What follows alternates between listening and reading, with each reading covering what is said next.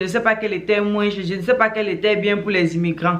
Oh, j'ai joué la loterie américaine, je ne sais même pas par où je vais commencer. Je vais aller dans quel état, dans quelle ville. Aujourd'hui, là, nous allons parler de 8 villes, les 8 villes à succès aux États-Unis. Les villes dans lesquelles, même si vous venez d'arriver en tant qu'immigré, vous allez réussir. Ces 8 villes à succès sont pour les immigrants et plus spécifiquement pour les noirs. Dans ces 8 villes, moi spécifiquement, j'ai fait 3 de ces villes. Donc, ces villes sont garanties. Dans ces villes résident beaucoup de noirs. Dans ces villes, les noirs travaillent beaucoup. Dans ces villes, les noirs sont propriétaires de maisons. Dans ces villes, les noirs réussissent tout simplement. Et ces 8 villes font partie de 5 États. Donc, si vous considérez faire votre immigration pour venir aux États-Unis et que vous ne voulez pas trop vous stresser la tête, écoutez cette vidéo jusqu'à la fin. Salut, alors bonjour, bonsoir, bienvenue à tous. Moi c'est Mado Karine et Captain Mado. Bienvenue sur ma chaîne, merci de vous être arrêté là si vous êtes nouveau. Et si vous êtes ancien, bienvenue une fois de plus. Je suis dans une époque de ma vie où je ne sais pas si c'est le français, l'anglais, le pidgin, l'espagnol que je parle. Donc ce qui va sortir, sortira. Ces 8 villes, en grosso modo, font partie d'une étude menée sur 129 villes, d'après les critères suivants. Le revenu médian des ménages noirs, le taux d'accession à la propriété des noirs, le taux de participation des noirs au marché du travail, le pourcentage d'adultes noirs titulaires d'un baccalauréat, le pourcentage de propriétaires d'entreprises qui sont noirs. Donc dans ces villes, beaucoup de noirs ont des entreprises. Dans ces villes, je dis que vous partez là-bas, vous n'avez pas besoin de trop flexer. Vous arrivez là-bas même avec rien, vous allez évoluer doucement, petit à petit. Vous n'avez même pas besoin de parler l'anglais dans ces villes, comme je dis, parce que vous allez vous retrouver dans un milieu, dans une communauté où il est plus facile et agréable de vivre. Alors, comme je disais tantôt, la première ville s'appelle Virginia Beach. D'après certaines études, il a le 7e revenu médian des ménages noirs le plus élevé, à environ 65 600 $ et le 6e taux de participation au marché du travail noir le plus élevé en 2019 à 78,7%. De plus, les données du Census Bureau montrent que le taux de pauvreté de 2019 pour les résidents noirs de Virginia Beach est de 10% seulement. Ceci dit, si vous êtes à Virginia Beach, il n'y a pas de chômage là-bas. Vous allez travailler, sauf que donc, dès que vous arrivez là, vous posez vos bagages sur pape, il y a déjà le travail pour vous. 10% le taux de chômage dans une ville. Non, mais ça, c'est magnifique, non? Je continue. Dans Virginia Beach, Norfolk, Newport News, plus de 5% des entreprises appartiennent aux Noirs. Voilà ce que je disais. Donc, ça veut dire que vous arrivez là-bas, si vous décidez même de dire que bon, je veux travailler même le lendemain, il y a les Noirs qui sont propriétaire des entreprises là-bas, vous partez, vous pouvez même marcher, du coup, ouais, papa, où je suis là, c'est fort, je veux le travail, vous allez commencer le travail, vous allez travailler, il y a le travail. À Virginia Beach, autant pour moi, il est plus facile de s'en sortir que n'importe où ailleurs. Alors, passons à la deuxième ville qui n'est rien d'autre que Miramar, Florida. Oui. Tous ceux qui restent là-bas dans leur coin qui disent que oh la Floride est trop chère, oh on ne sait pas si on va aller en Floride, parce que non, vous ne comprenez pas Floride, dans votre tête c'est Miami, oui, parce que Miami est dans l'état de Floride, mais sinon la ville de Miramar et une autre ville qui s'appelle Pembroke Pines, qui sont dans l'état de Floride, sont des villes à succès pour les Noirs. Bref, nous allons nous focaliser rien que sur Miramar pour l'instant.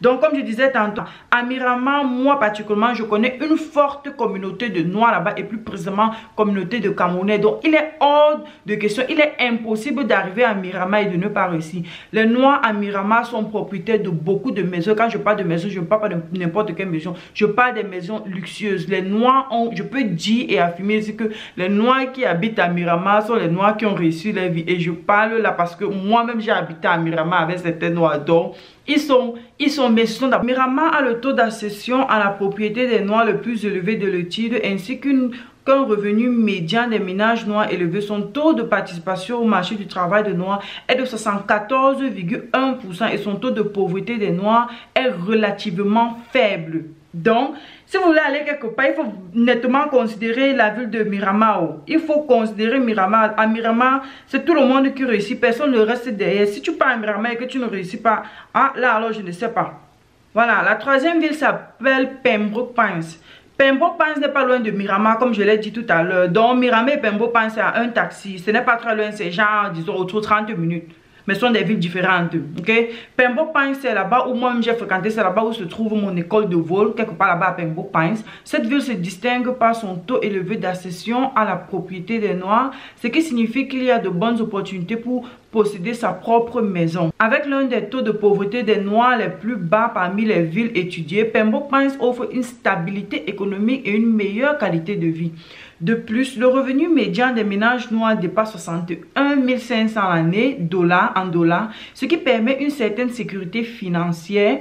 Profitez du climat agréable de la Floride, des plages magnifiques et de la diversité culturelle de Pembroke Pines pour une expérience de vie plus enrichissante. Vous-même, vous savez que moi-même, bref, je suis une habitante de la Floride, donc tout le temps à Miami c'est l'air. S'il y a quelque chose que les habitants de Miami paient, je vais dire que c'est quoi la bonne air qui respire, parce qu'à Miami c'est un peu comme la ville de Douala au Cameroun où il fait seulement chaud. Donc il n'y a pas la période de froid comme dans d'autres états. Vous comprenez New York, vous comprenez Washington, vous comprenez je sais pas n'importe Chicago où il fait froid. Il n'y a pas de froid en Floride. Et dans ces deux villes, Miramar et Pembroke Pines, toute l'année c'est le summer. Qui dit summer dit plage. Mais il y a une période de l'année en Floride où il y a les ouragans. Et cette période tombe à partir de, je crois, août, septembre, un truc du genre. Oui, septembre, octobre, août, un truc du genre. Donc, dans quelques mois, là sera la période d'ouragan. Mais ça ne veut pas dire que c'est à craindre. Non, même les habitants de la Floride sont déjà habitués. Quand l'ouragan vient là-bas, c'est comme s'il n'y avait rien. Chacun sait que le vent va passer. Ou alors les plus peureux vont seulement voyager, ils iront dans d'autres villes. Mais bon, il y a toujours les gens qui restent. Donc, Miramar et Pembroke Pines sont deux villes à considérer si vous ne savez pas où vous irez aux États-Unis, que vous êtes en train de faire votre immigration ou que vous avez passé la loterie américaine. Croyez-moi, ces villes il est très facile de vivre là-bas. Le travail pour tout le monde. La population est jeune. Que tu aies le baccalauréat ou pas de baccalauréat, tu peux trouver du travail facilement là-bas et t'adapter. Alors, passons à la quatrième ville qui n'est rien d'autre que Grand Prairie, qui se retrouve dans l'état du Texas. Je suis sûr que tout le monde ici a déjà entendu parler du Texas. Oui. Le Texas est un état formidable, un état où parfois il fait aussi trop chaud et parfois où il y a aussi des ouragans. L'état du Texas est un peu comme l'état de la Floride où tout au long de l'année il fait chaud, mais il y a cette petite période là pendant 2 ou 3 mois à la fin de l'année où c'est la période d'ouragan. Donc, c'est à considérer, il y a le pour et le contre, mais ceci dit, au Texas, tout le monde réussit. La preuve en est que les habitants des autres villes et des autres états aux États-Unis, tous veulent migrer pour le Texas parce que la vie est affordable là-bas, moins chère même, je dirais. Les Noirs réussissent là-bas facilement. Les Noirs sont beaucoup propriétaires de maisons et d'entreprises. Magnifique, non? Ok, il a le 4e taux de participation au marché du travail noir le plus élevé et le taux de pauvreté des Noirs le plus bas parmi les 129 villes selon l'étude que j'ai mentionnée au début de la vidéo. Ceci dit, plus d'un tiers des résidents noirs de Grand Prairie ont un baccalauréat et même sans baccalauréat, vous trouvez du travail. Au Texas, il y a tout. Et le revenu médian des ménages noirs est à plus de 63 000 $ l'année. Passons à la 4e ville qui n'est rien d'autre que la ville de Garland dans l'état du Texas. Si tu viens d'arriver, dépose seulement tes valises là au sol. Tu sors, tu dis que tu veux le travail, tu vas trouver. Au Texas, comme je disais tantôt, il y a les Noirs là-bas. Les Noirs sont propriétaires de maisons.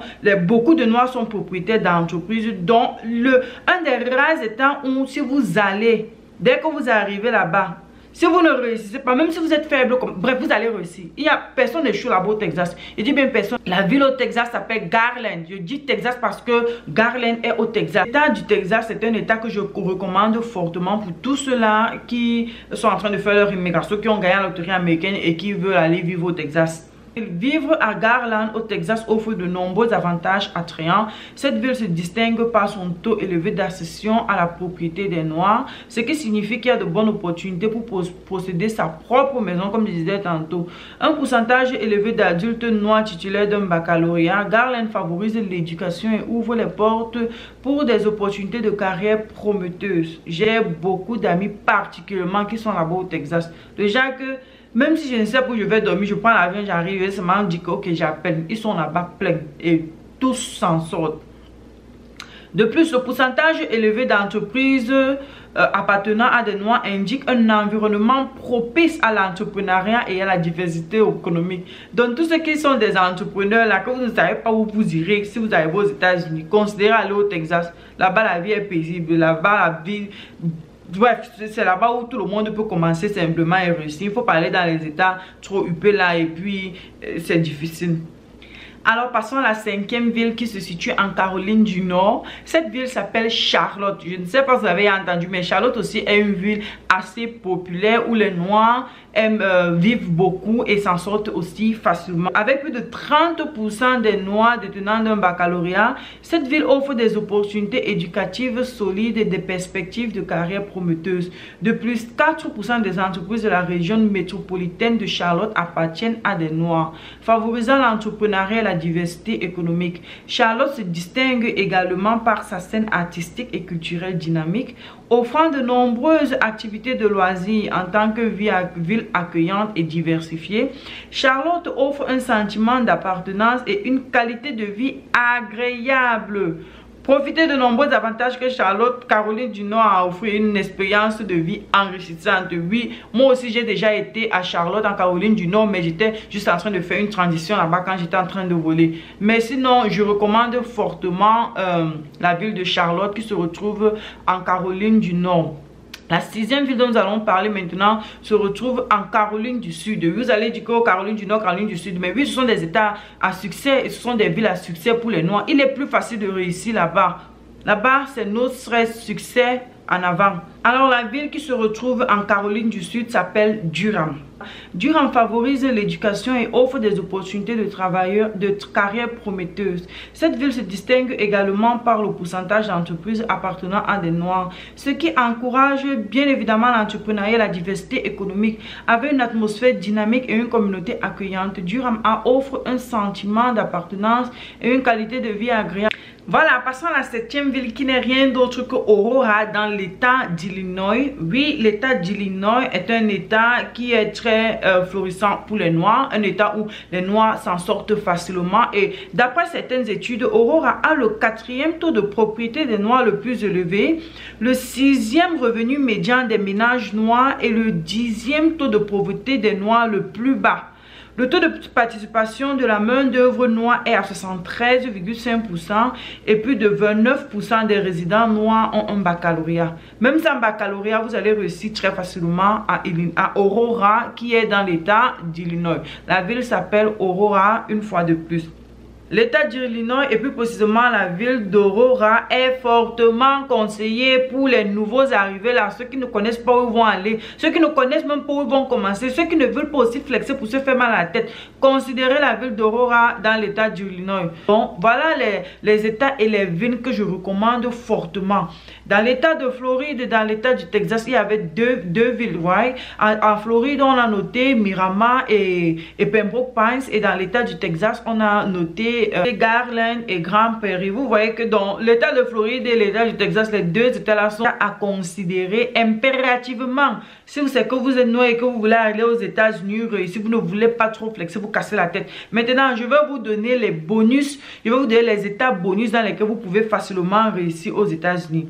Si c'est que ça ne vous dit rien de rester dans une communauté noire, ça ne vous dit rien, genre vous voulez seulement partir où la vie est affordable, je peux aussi vous recommander les états tels que Ohio, l'état d'Ohio et l'état du Kentucky. Juste que dans l'état d'Ohio, bon, il y a un peu plus de noirs là-bas que dans l'état du Kentucky, mais de grâce, ces états, vous pouvez considérer ces états pour partir dans n'importe quelle ville là, vous allez vous réussir, vous allez vous en sortir parce que la vie là-bas est quand même affordable, la vie est moins chère et c'est bien pour les débutants. Vous n'avez pas besoin d'aller dans les villes très chères comme Miami ou alors partir en Californie. Et il faut éviter l'état de la Californie. Quel que soit où tu décides de partir en Californie, même dans l'endroit le plus pauvre de la Californie, vous ne pouvez pas vous en sortir pour les nouveaux arrivés, sauf si vous êtes riche. Je tiens à préciser, il faut qu'on soit sérieux. Si vous êtes riche, d'accord, mais si vous n'êtes pas riche, de grâce, évitez l'état de la Californie, évitez de partir en Miami précisément parce que là-bas, même l'air qu'on respire, on paye. Évitez les états comme New York.